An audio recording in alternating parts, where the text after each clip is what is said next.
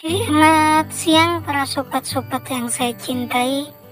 Jumpa lagi di kanalnya Pak Dikun.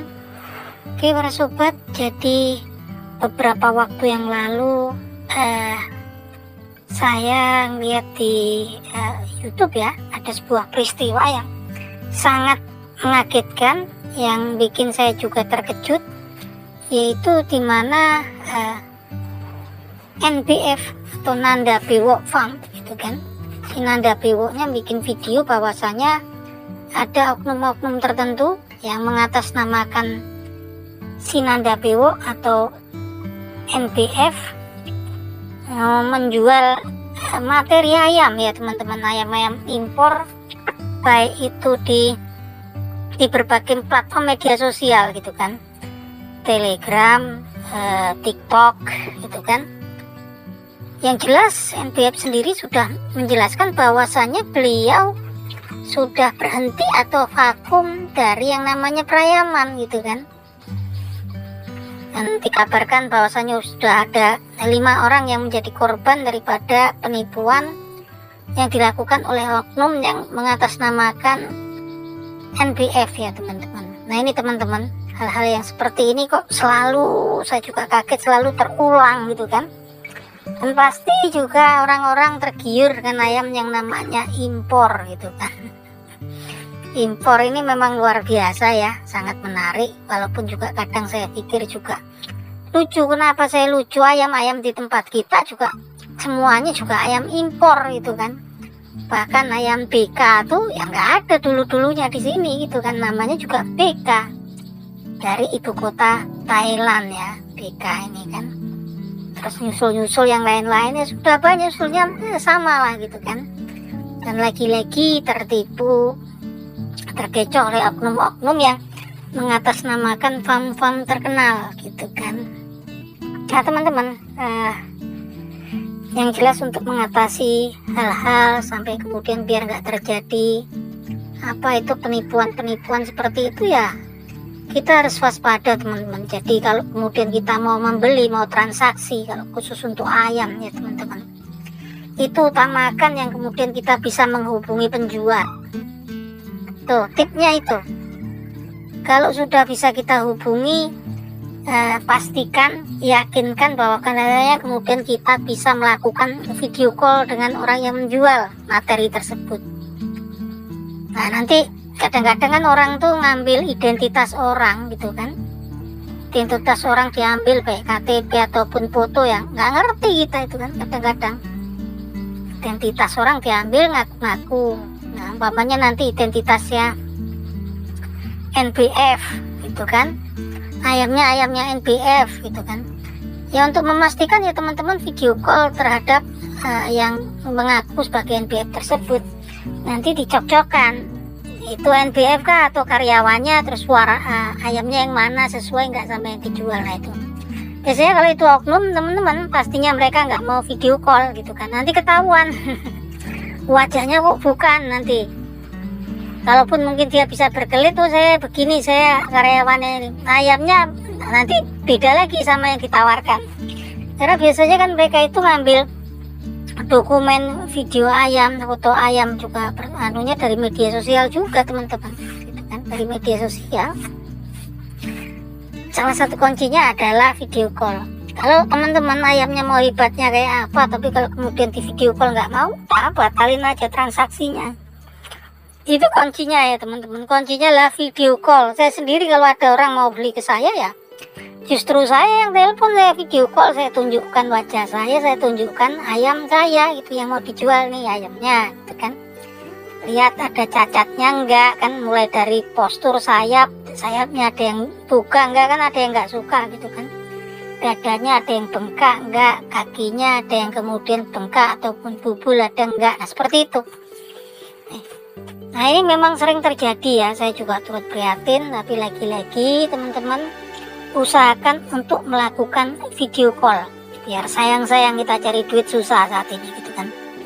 Dan juga kalau menurut hemat saya sih, kalau ayam sih sebetulnya apa ini impor juga sebetulnya kan sama gitu kan, asal usulnya semua juga impor. Cuman memang kelemahannya kalau di negeri kita kan sudah campur baur gitu kan, nggak termanage dengan benar ya. Kebanyakan kan ayam yang asal usulnya impor menyebar di masyarakat, akhirnya memang kemudian terjadi crossbreeding secara alamiah di kampung-kampung dengan ayam BK yang memang notabene udah lama proses kedatangannya di Indonesia dan sudah jadi kayak warga asli sini ya, yang asal muasalnya mereka adalah imigran sebetulnya ya teman-teman. Nah kebanyakan yang nggak termanage ini kan kemudian keluarnya malah lebih buruk daripada yang asli ya. Contohnya ayam ma ketemu BK gitu kan. Dulu saya banyak di kampung, di kampung saya itu saya kayaknya yang pertama pelihara gitu kan.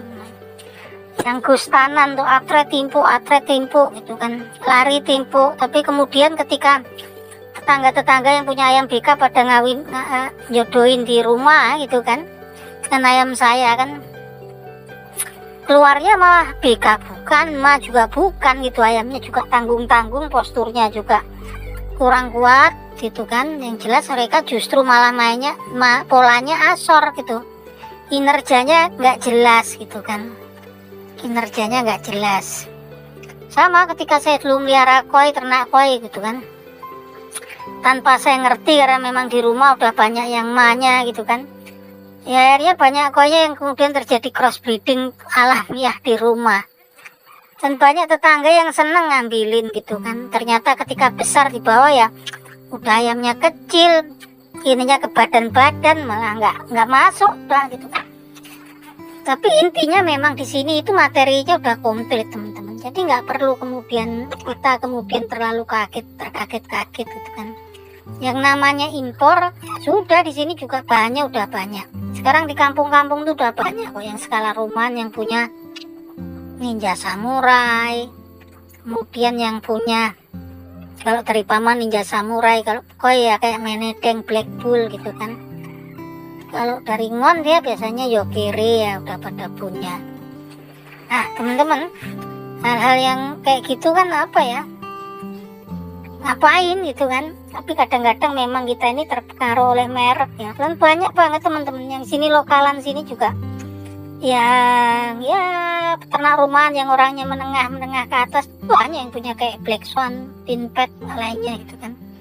Udah bukan sesuatu yang aneh gitu kan. Ngapain juga kadang-kadang kan, ini dari Thailand harganya juga seperti bumi dan langit kan. Tapi sebetulnya juga kalau kita pintar, kita ngolah bahan-bahan yang udah ada di negeri kita juga sebetulnya juga lumayan ya, bagus ya teman-teman.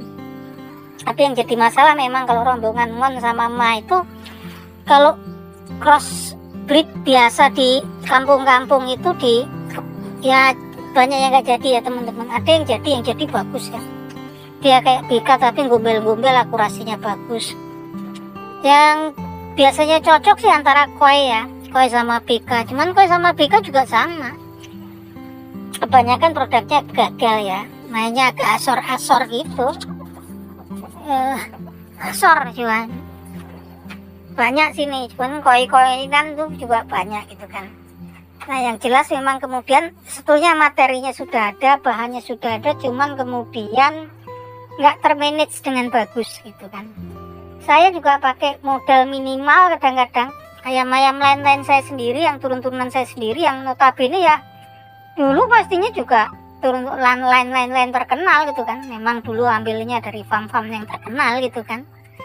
Kesininya ya tetap saya kembangkan ya dengan materi yang ada gitu kan. Modal yang minimal ya pelihara 1-2, tapi kemudian juga banyak yang lumayan ya. Yang penting ayam tuh bagus gitu kan, jadi kita nggak rugi. Karena kalau nggak bagus ya ruginya besar ya teman-teman. Paling satu indukan, kemudian kita ngelor 10 itu jantan 5, betina 5, kita peliharanya sampai 7-8 bulan. Itu waktu yang panjang ya, 8 bulan 240 hari ya.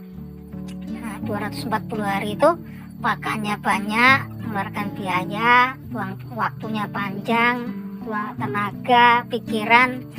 Kalau kemudian hasilnya buruk kan repot ya teman-teman. Makanya kalau pelihara sebenarnya, kalau menurut saya sendiri sih di masa-masa yang seperti ini nggak perlu banyak-banyak, 1 atau 2, tapi betul-betul yang indukannya juga memang kita udah jelas apa kinerja polanya, pejantannya juga kinerja polanya. Pastinya juga walaupun nggak bagus semua, faktor keturunan yang buruk itu akan terminimalisasi ya teman-teman.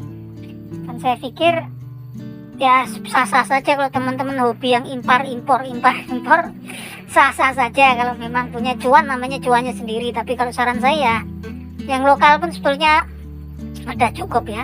Nah itu aja teman-teman obrolan kita siang hari ini.